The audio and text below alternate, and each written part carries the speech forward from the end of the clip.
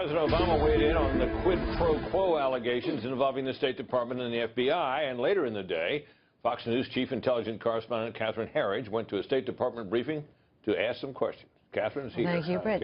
All right, so President Obama said today that these are unsubstantiated accounts of a quid pro quo. You know, I'll scratch your back, you'll scratch mine, with the FBI and the State Department. But he's referring to these FBI interviews known as 302s, and it is the FBI's language that there was a quid pro quo discussed. Yeah, this was, in fact, a statement by an FBI agent. Correct. Who said he had been asked by the State Department to change the classification on a particular document, right? This is, yes. In exchange for? In exchange for getting FBI agents more postings at overseas diplomatic facilities. Right. So this is, again, this is not Fox language or Republican language. This is the language of a senior FBI official who oversees classification. Now, we went to the State Department today because what the records also show is that Patrick Kennedy, one of Hillary Clinton's... He's the guy who was involved in negotiating with the FBI, right? Exactly. Principal lieutenants when she was Secretary of State, on multiple occasions is pressuring people to change the classification on the emails, especially after March of 2015. And that's a critical period because at that point, as you know, Congress had issued a subpoena for the records and issued a preservation order for the records. And that's the issue we took up with the State Department today. Trying to change the emails after March 4th, 2015 would, in effect, change or alter the evidence that had been requested by Congress. First of all, these were documents for public release through the FOIA process, not necessarily what we shared with Congress.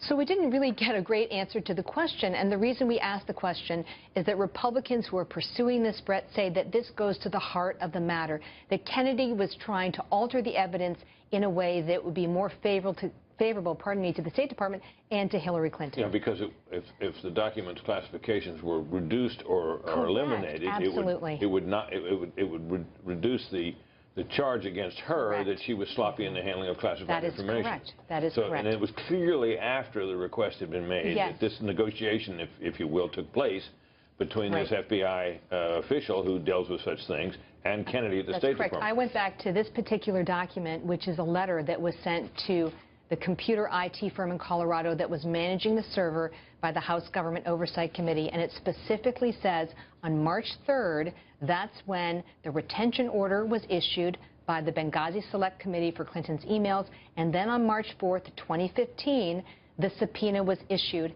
And this effort... And that's the very day, right, when this... This is actually for weeks afterwards. This was up through May, June, and July of 2015. So this is many months after Congress has said, stop, do not touch the records and provide them to Congress. But Kennedy is trying to get the classification. Alter them. Exactly. So, and this would be favorable because you and I both know, saying there are 150 classified emails here versus 2,100 classified emails is a big gap. Yeah, I'll say. Yeah. Well, Catherine, thank you You're very welcome. much.